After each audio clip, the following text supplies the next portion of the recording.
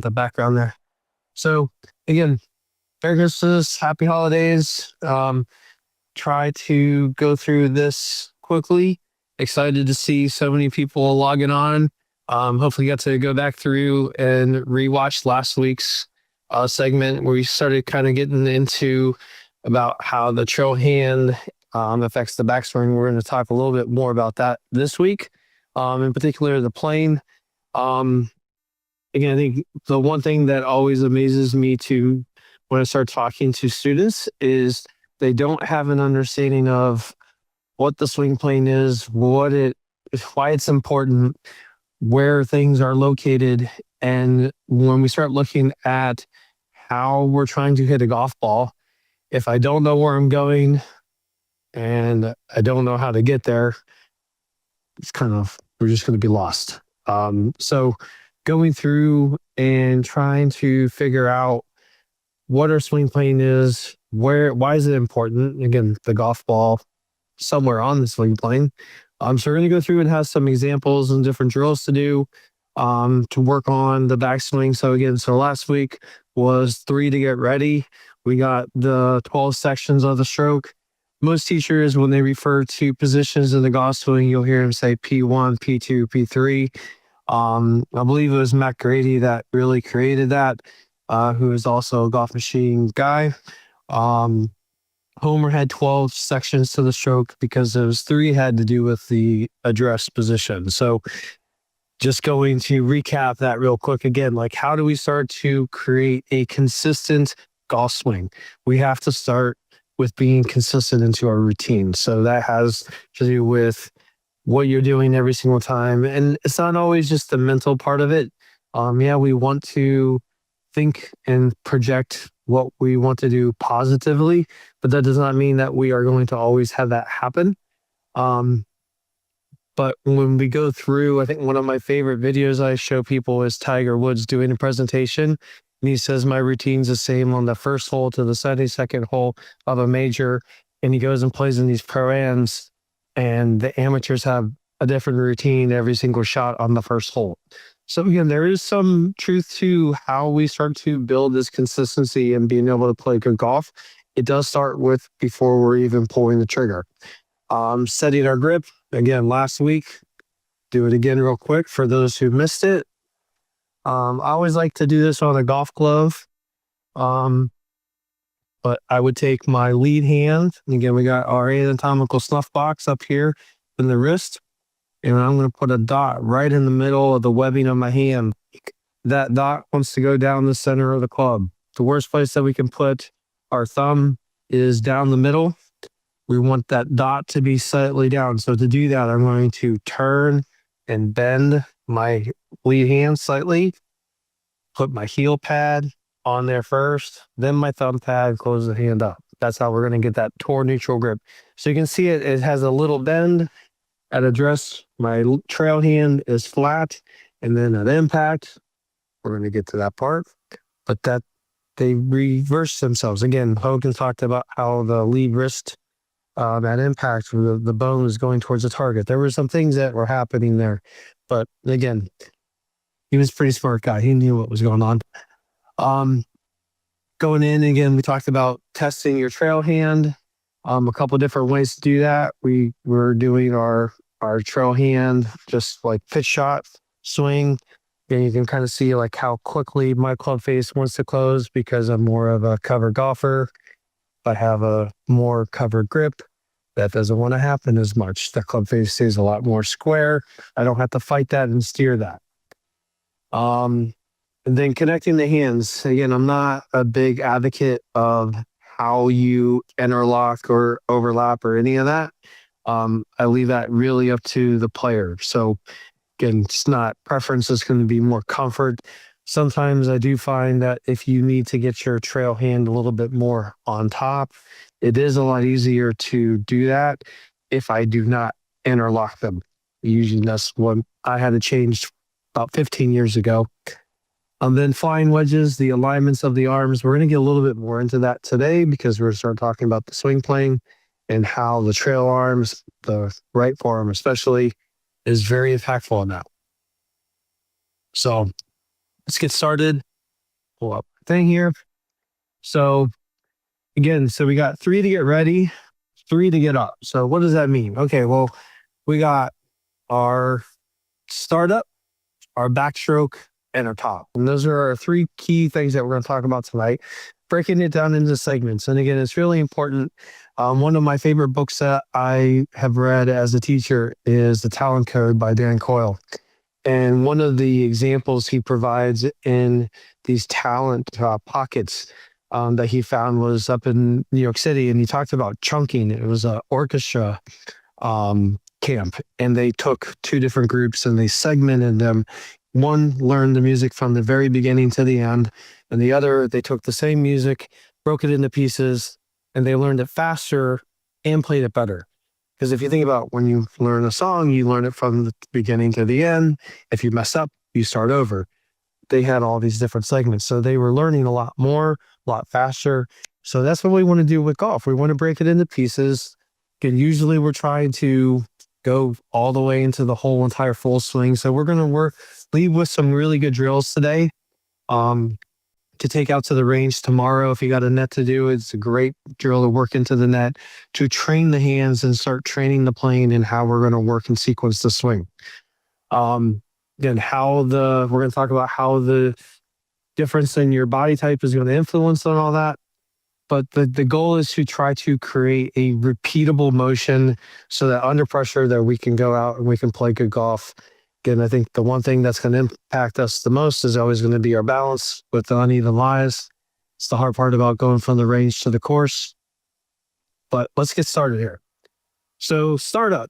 So again, kind of going through and talking about the differences in the grip types in BioSwing Dynamics. Mike Adams and EA Tischler have been really impactful on my understanding of how the body really influences how the club wants to move and how we want to move. I do find it that, again, like Mike and EA refer to it as a horizontal set. They call it a hinge, but for me as a golf machiner, my shoulder hinges, my wrist does not hinge. But in this takeaway, we're going to be more of kind of see how my right hand is kind of just bending this back. I tend to find a lot of people that are side unders, they like to have like this little waggle here. That might be like a little cue. That might be what you need to be doing. Again, that's you setting the club. I find, we're going to talk about some errors that happen, but sometimes if we don't load the club at the right time, it starts to influence what's going on at the top. In the startup for a side under, we do find that the lower body tends to be a little bit more delayed. If I turn my hips with that early wrist set, the club gets way in underneath the plane. We're going to talk a little bit more about the plane too. And because of that real load, I'm going to sit into my trail knee a little bit more. And the thing that I'm always usually watching, again, just talking about the swing playing, is I'm trying to get that club to be right on that orange stick, parallel to my toe line. So it's going to be your side under. Got our side on. Find it more shoulders. Again, this is your traditional, I think, more one-piece takeaway is how I would kind of describe this. It's going to be more of a torso, kind of creating that separation between my upper body and lower body. The hips are going to start to turn a little bit sooner. They have the least amount of delay next to upper core or cover. And again, going into because my hips are turning a little bit more, usually we see a little less knee flex in that trail leg. And BioSwing Dynamic talks about the diagonal hinge. In the beginning, I really didn't understand when they referenced that, what they were referring to. So I'm going to kind of try to explain it in how I see it as a golf machiner. When I see my hand here, I take my trail hand. If I just take my trail hand and go this way, we call that bend. Okay, so this is called arch. That's called bend. Now, depending on how my hand is on the golf club, if I take my hand and put it slightly under and I just bend it, that makes the club appear to hinge horizontally. If I take my hand more side on, our traditional grip, and I just take my right hand and bend it, the club kind of seems to effectively hinge in like basically cocking. I call it loading because again, my shoulder is hinging. When we get into short game, we'll learn more about the hinge. That's going in more on the diagonal. Now, if I go to mine cover, again, this would be more of kind of like a Matthew Wolf feel. It's more of a vertical set. You can see how much more outside the hands are. The club shaft gets to be more vertical. So if you see these things in your golf swing, you're looking at your swing and you're trying to get the club to be on plane, which I was guilty of for a long time. I always felt like I had to get this butt of the golf club pointing to my target line, which is also known as our baseline. That got my shoulders really flat. So my driver was my worst club because my first move would be steep and over the top. So what happened is the more that I got my shoulders down, the more vertical the shaft appeared to be. But that matched my grip type. So that's okay. So those are things that we're going to start to see when we start to look at the startup. Again, as a cover, again, my takeaway, I always felt that it was wrong, again, because I always got told that we had to maximize our body separation and X factor stretch and really try to create this really big, huge separation of upper body, lower body. So for me, my move is my right hip is getting out of the way. Greg Norman talked about RPB, right pocket back. I tell that to students all the time. Again, a lot of my stories that I share, I've been blessed to hear from other teachers, mainly Lynn Blake, one of my biggest mentors, and again, makes me see things in the golf swing I never would have seen before, help me understand the golfing machine. So we have no hip delay. And because my hip is turning a lot, my trail leg tends to straighten. Now, when you do that, we got to make sure that this trail foot isn't rocking around. We got to make sure that it's staying stable. We don't want it to be moving too much. So there's one thing that I do see sometimes where we start to turn too much and we'll either start to reverse pivot or this is going to get into the foot starts to rock around. So sometimes pulling the right foot back a little bit with a closed stance, like Mr. Hogan, isn't a bad thing. All right, so common startup errors. So again, we're going to use my nice jumbo club here so we can see this.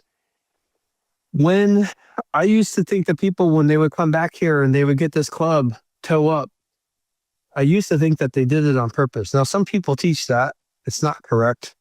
We know that the club is matching my spine angle. So if it was matching my spine angle, it should be on a slight tilt. So like I got my little yellow stick tape here. So in my backswing, I'm always trying to make sure that that player has got that club face matching the spine angle in the very beginning. The tendency is when the club does get inside and the hands start to kind of turn the club open, it usually gets inside and open. It's pretty rare. I'm not going to say it's impossible, but it's pretty rare to be shut and inside. I personally have not seen it, but I'm not going to say it's impossible to have happen. So the other part is, again, rocking back and drifting off the golf ball. Again, Mr. Kelly would say, we don't want to sway. We don't want to bob. When we start talking about the swing plane, again, keeping my head pretty steady and centered, accurately returns the club back to the golf ball. I think that's one of the things that I always try to make sure people understand is we're not moving. We're moving, but the ball's not moving. Contact should be one of those things that we have the ability to have happen. I'm going to read this real quick. Cannot see your body and the writing occupies. Yeah, if you turn off the one screen, so it's just one screen, Jim, you will be able to see it all, I believe. Like you can turn off the comments.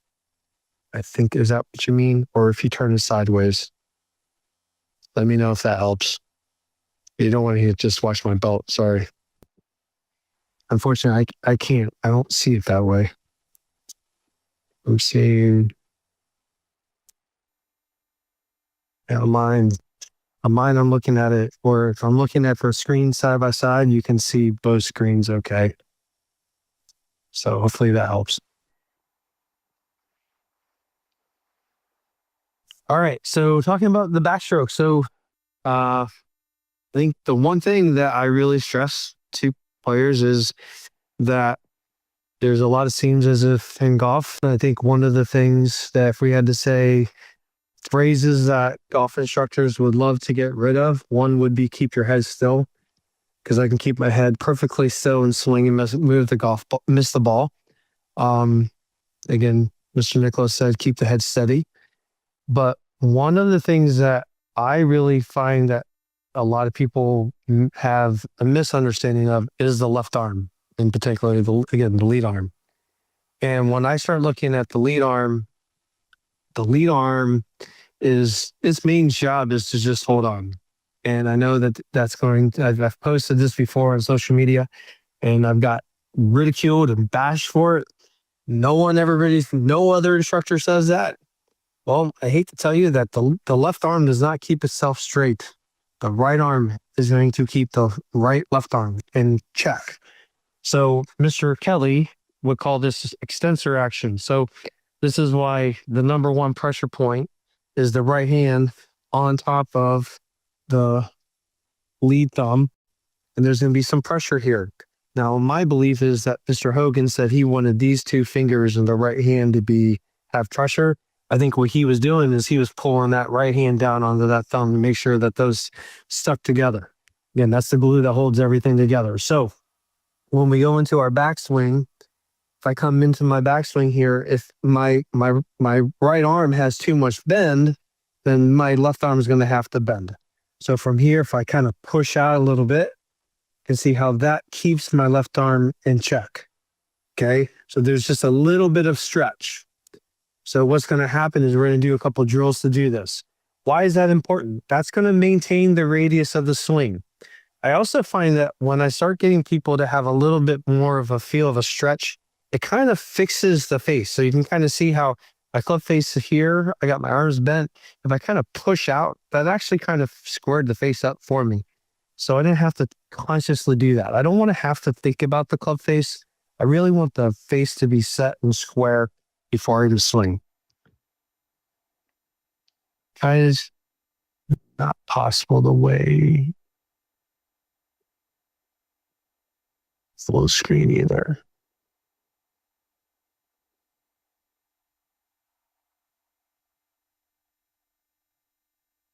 Okay. Well, if you're having that problem, more people might be having a problem. So maybe what I will do is I will stop the other stream. Let's just do that. Because there are other people will be able to see me. Then I can always re-enter that screen. Let me know if that's better.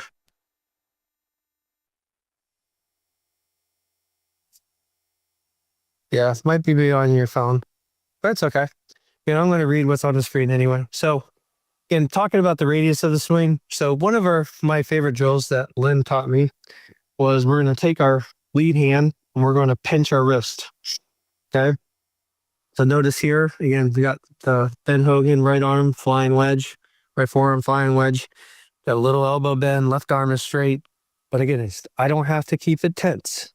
So when I go here and I start to come back, I'm going to push out here.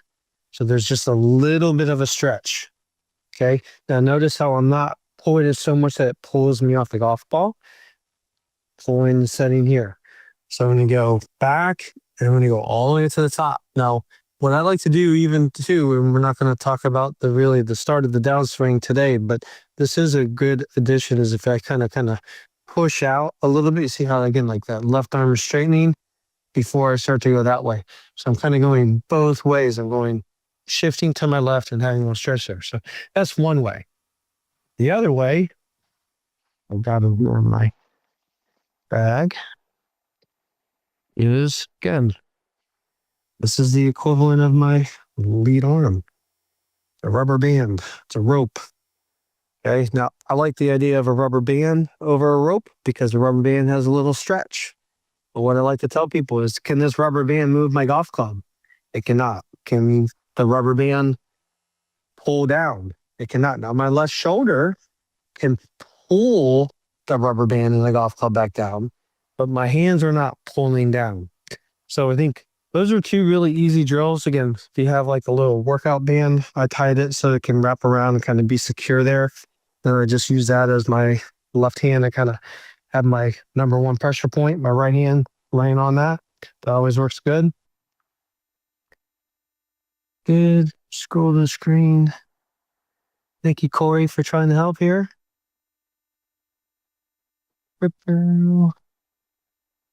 I know you can hide the comments. I know that was one thing that we saw that last time, that the comments were blocking the screen with the presentation. So, but it's okay. Hopefully this is working and you can see me okay. So again, we got our sensor action, making sure that we're pushing out. And then what happens is we start talking about cocking the wrists in the backswing. Again, we're using our swing plane here. So again, I got my target line. If I bring over a golf ball and trying to keep the golf club relatively on that plane. Again, for me, I am tracing a different plane. I am tracing what we call the angle of approach. So if you do have a tendency to have a steeper takeaway with the shaft, or you turn your body in the backswing, usually I'm going to go this way, club shaft's going to be here, and the club's going to cross the plane at the top. So we're going to get a little bit more into that. So go to the next one here. All right, so what is the swing plane? You kind of ask it all the time too. So the swing plane, think of it like a roof. We cut a hole and the club is just kind of swinging flat on the roof. Again, we wouldn't lift it up. It wouldn't go under as much as we would want, because the golf ball is right at the bottom of the swing plane, technically backing up the swing plane, if you will, because the low point is in front of the golf ball.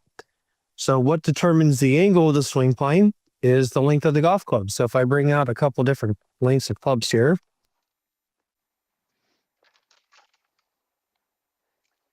so I have my wedge versus a fairway wood. So you can see the angle of the shaft. The fairway wood is going to swing on a lot flatter swing plane versus the wedge is going to swing on a steeper swing plane. Now, this is where, Bryson approaches the game by trying to swing the same length clubs, because he's truly trying to swing on the same plane. I am a believer that the body does not necessarily change in the swing. So what I try to stress is whatever motion that we do have tends to be the same feels and motions that we're going to have from irons to driver. Now, we might prep a little different, ball position, distance from the golf ball, things like that. But most of the time, I'm trying to stress the same feels are going to be across the board. So going through and again, tracing the baseline. So a really easy drill for this. This is one that's probably been seen before. Now, again, you can't really do your full entire swing if you use the stick, because if you do, we call that another drill. That's called a rib cracker. But if I go into my backswing, again, if I come back to here, my club is parallel to that line. Now the shaft is pointing to my baseline of the plane. Then they're going to go up to the top. And it's going to be parallel here. Now, again, I would tell you, this is more here to there and there. I believe more of a side-on grip. If you're more of a strong grip player and you do set the club early, you will see the club again parallel to our target line and go up to the top. And it tends to be a little bit more laid off.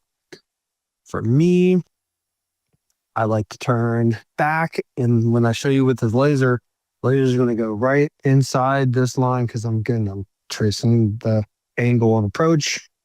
I'm parallel to the angle of approach at the top because I'm trying to swing down the angle of approach. I always wanted to be laid off at the top. And whenever I try to get laid off at the top, my path was a nice, easy 8 degrees into out. And I never understood why. I do believe there's some professional, really, really good golfers out there right now that don't like where the club crosses the plane. And again, I think Jack was across the plane, Larry Nelson was across the plane. There's Arnold Palmer's across the plane. There's a lot of great players across the plane. still great champions. So if you cross the plane and you hit it okay, it's fine. Now, if you slice it because you're gripping it really strong, yeah, I find that you don't want to do that. Yeah, I'm not going to say that there's not some outliers, but that's the tendency. So if I take my laser here, we'll put this onto my club. Now, again, because the club's so big, but this laser is going to trace the baseline. So you kind of see that on the video. And if I went all the way up to the top and then get up to here, again, the club's going to go right on plane. It's coming right back down the plane. It reverses and comes back through and on the plane. So for the same thing for that side under grip, you can see how that laser still goes right down. The one thing that, again, this is what really kind of changed my life as a cover golfer was when I realized I didn't have to trace the plane. I didn't have to trace the base of the plane. I'm tracing the angle of approach. So when I turn my hip, that goes right back down. Now I am going to absolutely get crushed for this. I know I am. It's okay. I'm fine with it. I got a video camera up above my head, and every single time I watch every single cover golfer, they go back. They're parallel to the angle of approach. They cross the plane parallel to the angle of approach. And they come right back down here, and they're angled parallel to the angle of approach, and they swing right down. Now, when they get to here, this is where it doesn't keep going. It has to go left. And Mike and EA call that a cornering action. So you really feel like your hands are going around the body. I think that's where we get in trouble with that action there. So again, going through laser, I love the laser. Again, I kind of have my own makeshift one. It's a little brighter. It has rechargeable batteries. Eyeline has another one that's really good that you can get for has like a double laser, so you can trace that. They have like a nice green strip that you can trace in your family room. Anything that you can do, again, in my opinion, without using golf balls is great. So you go through, and again, for me, if we go through, we start looking at some errors. Again, the shaft off plane. Now, what I would say is that would be off plane. That would be too flat. Or maybe again, but you get Matthew Wolf, he just hasn't turned at the plane yet. He turns at the plane at the top. So you can't really say that's not necessarily a bad thing. Ricky played some pretty good golf there too. But I do want to watch like how flat the swing gets. That does start to impact my shoulder and my spine angle. Again, poor balance in the trail foot and trail leg. Last week we talked about some just simple drills. Mr. Bob McDonald, just going through, working on our pivot. So I got my pivot of my lower body, making sure that trail foot is staying very stable and grounded. And then I'm turning. If I feel like I have trouble with that, we can always layer our toes, or we can stagger our stance, and we can kind of do heel flare. Spine angle, I think that's probably one of the biggest ones I find with a lot of people. There's a system called Gears, which I do not own, but is really, really cool stuff. They do club fitting and 3D stuff with it. But James Lights was sharing this one time, and he said that they have like these little markers. He called them grapes that mark the pelvis and the torso. And what I kind of think of is like my belt buckle and my voice box. And I never really want my voice box to get in front of my belt buckle. So you can kind of see if I go into reverse pivot here, or if I'm like this at a dress. So even here, so we're kind of sliding the pelvis slightly towards the target. That creates my spine tilt. All right. So I got spine tilt in my takeaway. You see at the top, again, my voice box is slightly behind my belly button. Even at impact, my voice box is slightly behind my belly button. And even when I get into my finish, I'm not leaning forward. So again, when we get into the top, we can call this a reverse pivot, negative spine tilt, negative forward bend. I find that most of the time, the only option from there is to spin, come over the top, and you're in trouble. Left arm tension. So Couple things, again, because that left arm, everybody's trying to keep it really tense, is it tends to pull your body off the golf ball. I think that would be number one thing. We're starting to make the arc too wide and we're drifting off the golf ball. The other thing is if I get my left arm too tense and too engaged, I do find that a lot of times people are going to pull and that's going to be a steepener. So I always kind of tell people, if you're driving down the highway at 80 miles an hour, you're not switching passenger and driver. So whoever's the driver is going to be the driver. So that's fine if your lead arm and your left arm is the hand control. I do find that the trail arm kind of knows where the swing plane is a little bit easier. The lead arm tends to take it up a little bit more or too flat. So if you have trouble with where the swing plane is, try to use your trail arm. Get Hogan 1 of 3 trail arms, not 3 lead arms. And again, then that kind of results in our hand pass. So if my left arm is trying to go out too much, my hands are going to go out. Or if my left arm starts to push across my chest, see how that's kind of shoving my right elbow back. And that can start to get into where I go in and lift. That all gets us in trouble with that backswing. All right, so into the top. So we have our 3 positions that the club can really be at the top. So we have our laid off position. I kind of think of kind of like a baseball player, kind of where the bat would be laying kind of like back behind them. We have our crossing the plane, which is where the elbow usually starts to kind of get a little bit higher and the club starts to cross over our head. Or we have the ideal one, where the club is just parallel to our baseline. Again, I don't really tend to care too much where the club is unless, again, if you're side under, I do find that this is in trouble. You're going to usually hit it where that club is pointing. As a cover golfer, I found that actually the club crossing the plane is a massive speed window for me. I don't know if that's why Bryson does it, but I'm sure that helps him. And then I know he's turning his torso more than 90 degrees, which does affect how the club appears to be at the top as well. So that does influence some of that stuff. So getting to the top, we talked about our wingspan. So we can have our 3 positions. Again, my arm position typically is my left arm's across my turn shoulder.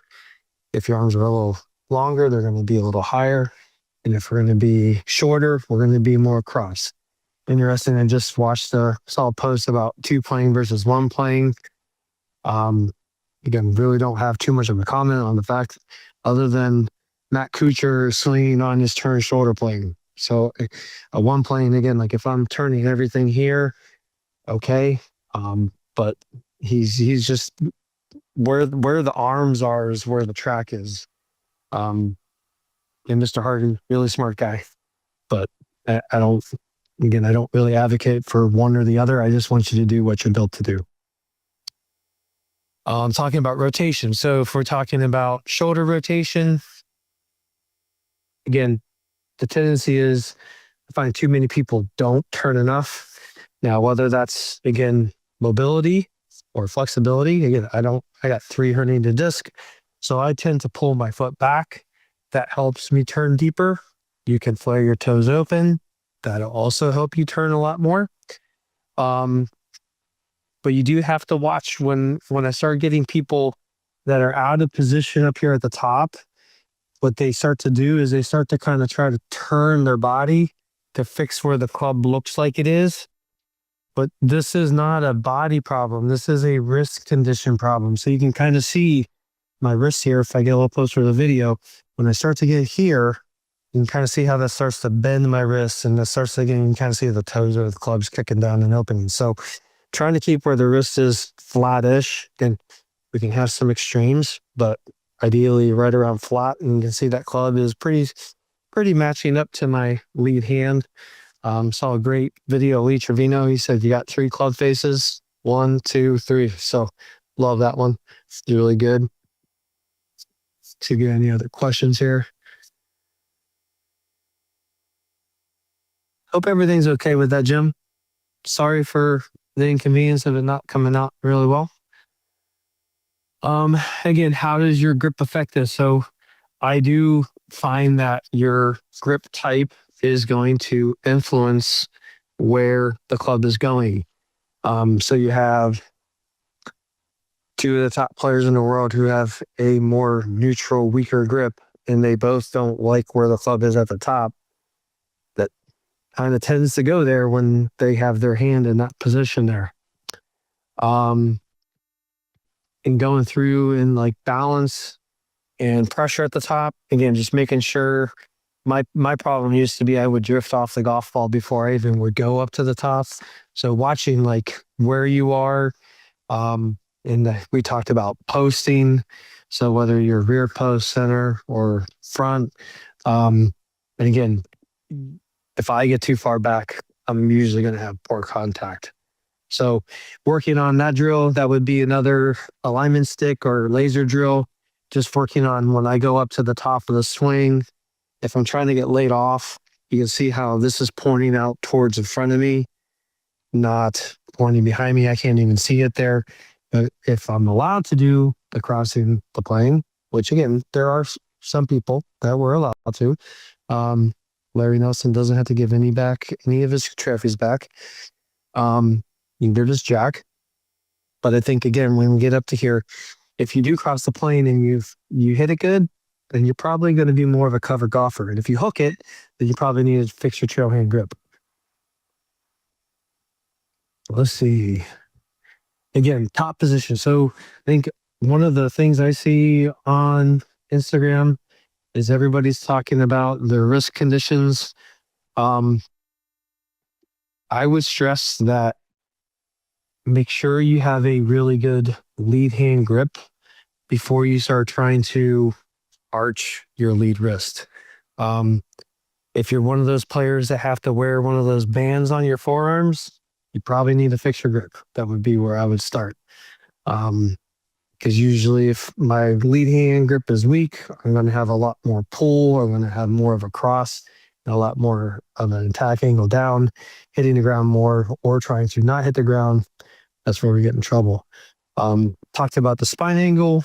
Again, that's another error that we get into when we start looking at what happens. And then amount of turn. If I'm over rotating, usually that's going to have an effect on my feet. I always try to get people to do some practice swings barefoot to try to be a little bit more aware of where their balance is in their feet at home. And again, club shaft position, making sure where we need to be. And then the last part is where the arm track is. So when we start talking about in the golf swing, I think Mike and EA is where I've heard this from, but we have shallowers and steepeners, openers and closers is how they kind of describe it. So if my arm goes up and I'm not supposed to be going so vertical like myself, this is one of my problems in my swing. I tend to slice it because that's a steepener. I'm going to come more over the top. So if I need to get more around, right, deeper, that is a shallower. If you have longer wingspan, you tend to have a lot more swing path when you do that. That is one thing I see that happens because your hands are so far behind you. Even when you do get back here, we never want that forearm to be here. This forearm is always going to be on a slight angle. It's never going to be back.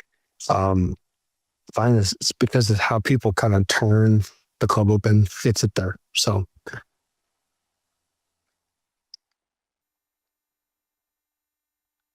All right, so we're going to go through, and I might just turn on this other video camera just so we can kind of see this. Just real quick.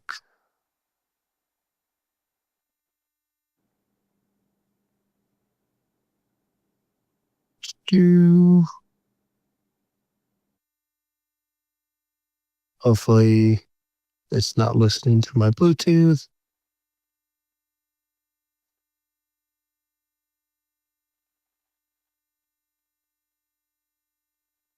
So these are our checkpoints and things we want to work on at home. So number one, keep writing out your routine. If you're at the range, always use alignment sticks. I always find it funny. You go to tour event, everybody's got alignment sticks, and you go to a driving range, no one has sticks out on the ground. But really, things I want you to work on is going to be your sequencing. What do you find easier? Again, if you tend to fight something, are you fighting it, or is that what your body really wants to do? So working on like what's taking the club away. Is it more your hands? Do you feel more of it your torso and your core? Or do you feel it more in your lower body and your hips? Working on the baseline. Again, you have your two options. If you have a laser, you can always do that. Or again, for here, I'm going to do my alignment stick. And again, like I said, if you do the alignment stick, that's drill. That's great. I always like to come back down to at least impact. And you can kind of see when I do that, that left arm is in line with the club. Again, this is that position of every great champion instead of where we see most people, they try to flip it. So keeping that left fine wedge intact. And maintaining the radius of the swing. So again, so that good extensor action. So for our golf machine homework on that, we have our couple of different drills. So we're going to go through, again, we got our pinch the wrist with some extensor action. You do it with a rubber band. But we're going to get into hitting some golf balls. And when I go into hitting some golf balls, I always kind of call this the bunny slope, because my buddy Will Robbins says if we were able to break our arm in golf like we could in skiing, we would never start with a driver. It'd be like going like a double black diamond. So we're going to start with basic stroke and acquired stroke. So what is basic stroke? Basic stroke is very simple. It's basic. But I'm going to take my grip, and it's pretty much a chip shot. So it's going to go about 2 to 3 feet back, 2 to 3 feet through, but my left wrist is going to stay very stable and very flat. Now, again, sometimes you see people do this drill where they actually have an alignment stick and they're hitting their shot like this. That would be basic stroke. Again, trying to prevent my left wrist from breaking. So I would do 2 or 3 of these just to get a little feel for it. And again, it might be a what starts the backswing for you. If you tend to feel the hands kind of do it, that's fine. I still want to make sure that that left wrist is really flat when I'm finishing. And again, when I come through and I'm saying flat, my right wrist is bent, left wrist is flat. Okay. The big one is getting into the acquired stroke. And what is the acquired stroke? Acquired stroke is when we start to bring in the pivot. We're going to start making a longer backswing. I most of the time I tell people it's like what they would feel as a more like a punch shot, but I'm watching my trail forearm. So if I do this where you can kind of see my trail forearm, our trail forearm is parallel to the ground, but notice I'm not cocking my wrist. I'm keeping my left wrist super level, right? So it's not setting, not cocking, not doing anything there. So what's going to happen, again, this is another easy way to start figuring out what is your sequence pattern in the takeaway. Is it going to be more with your wrist set? Again, right wrist bend, horizontal set, turning through with my body. Is it going to be more with my shoulders? Or is it going to be with your hips? So again, I love this drill because you can always kind of come back to it. Kind of just brings us back to where we have our sequence, where we have balance. And what I can do with this drill is I can hit it where I can hit it 20, 30 yards, or I can go and I can accelerate it and I can hit it where it goes like 70 to 80 yards. Okay. So start to understand and like feel where you're pulling your energy from and power.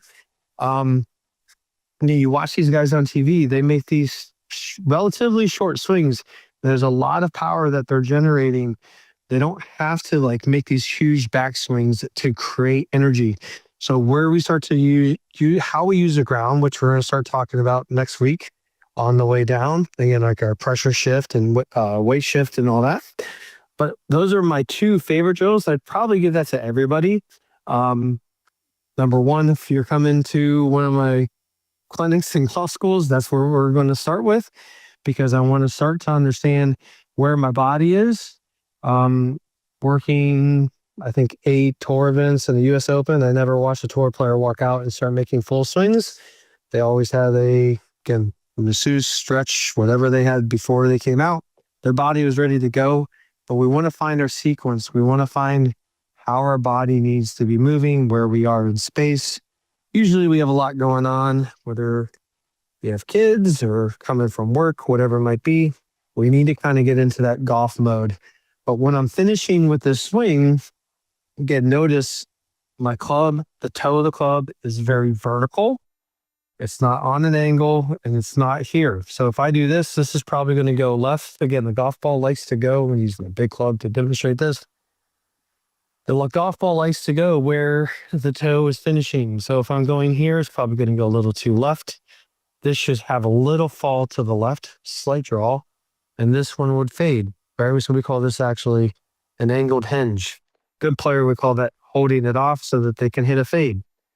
So going through, and I can master all those. I can go in here, come through. Again, I'm always looking for the club to be vertical to the ground, toe up. My arm should be very straight. Again, you see my right forearm is still parallel to the ground. I'm not breaking my wrist. And this is a challenge because a lot of people, again, they're trying to flip through. They're trying to twist it. They're trying to do stuff down at the bottom. It makes this position in the follow through really important. So if I can go through and I can get those, so toe up, arms extended. Again, I feel a little stretch there with that right hand kind of pushing out. And I got my right foot slightly coming off the ground. Again, I always like to go in and I'll push on the club for somebody and I want them to push out. Again, this is not that lead arm that's stretching this. This is where that right arm is driving out and kind of driving the thrust down the target line. And that laser will go right down the line. So hopefully that helps us. Again, those are some easy drills we can do. If you have a net at home, that's great to do that. I'm not too worried about direction. I'm just working on contact. Again, if you can get onto a range where you can see a divot, I always want to see a little pinch of a divot with that too. Hopefully going through and it should sound good, feel good. Should again have a little start to the right, curve left. Yeah, not saying that you have to hit a draw, but most people want to. But we're going to go in. So let's take a break from the presentation here. So we're going to turn this other screen off for a second, and we're going to analyze a couple swings. So if you want your swing analyzed, you can definitely reach out to me. So I want to apologize because we're going to do this here. Thanks for still watching. So if I go in here and we're going to telecast here, start podcast. Okay, so I'm going to go through here and you should be able to see, choose from a library. So these are two of my students that did this. Thank you, Ben and Trish, for uploading some swings and being open to having some critique done on national stage here. So pull all these up here. And that way I don't have to pull them back in again. All right.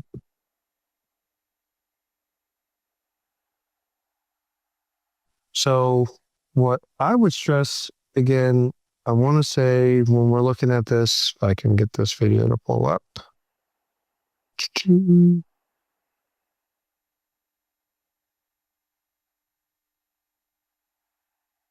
There we go. So this is Trish. So right away, again, like what most people would say is we're kind of crossing the plane.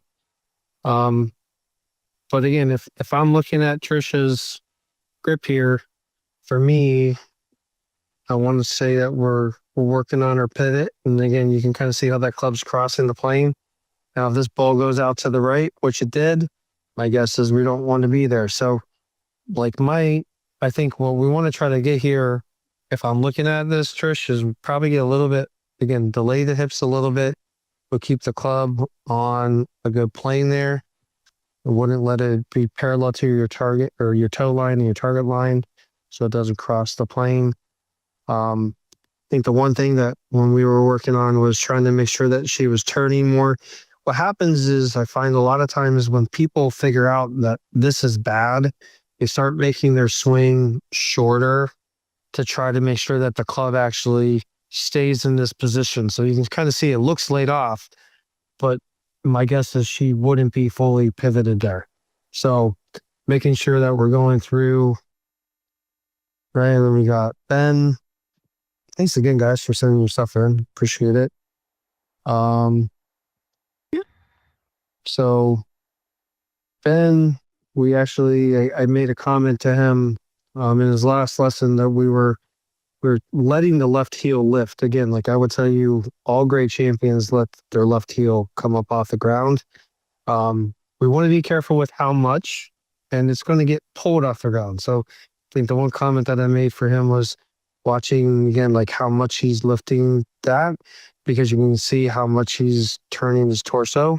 So I'd love to see a little bit more, like kind of like right in here, just let the arms finish that backswing personally. But I think if we can get through, again, we can see big knee drive, but he had to release it early for me because he had too much, he over rotated in his backswing. So we want to watch again the pivot, making sure, because Ben is a low side under golfer. You can see his right hand grip is a little stronger. So he's setting the club early. And usually it's parallel to the ground, right outside the right foot. That's what I kind of see. But the tendency for that side under golfer, they don't like to turn as much as he's turning. So I would say we probably want to try to watch that, bub. Let's see if I can go out of this one.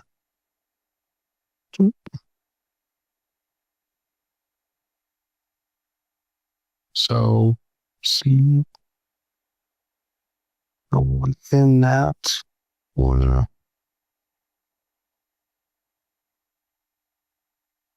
stop the broadcast. Yeah. So go through again. Want to thank everybody for signing on, watching. It's all going to go through. We have a 12-week program. So again, trying to go through, do all our full swing stuff, trying to talk about how our body's influencing some things, how the geometry of the golf swing with the golf machines background that I have is influencing some things as well. If you're interested in getting your swing looked at and diagnosed, there's plenty of options you can go through and check that out. And again, it's one thing I love about this platform is being able to connect people, not just through this, but also being able to help them with their golf swings. If you don't live in Maryland or in the DC metro area, but hopefully everybody has a great new year. Again, by the time I see you on our next stream, I will have had a birthday, so it will be 1 year older. But have a great new year. And again, happy holidays and Merry Christmas. Hope everybody had a great time with their family. And definitely look forward to seeing you next week and talking about the downswing.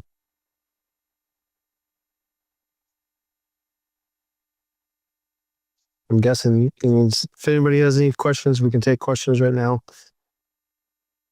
Hopefully, Jim, you got the screen all figured out. Sorry about that again.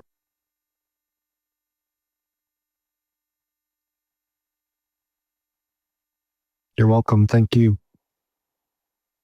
Send in your swing next week. We'll take a look at it.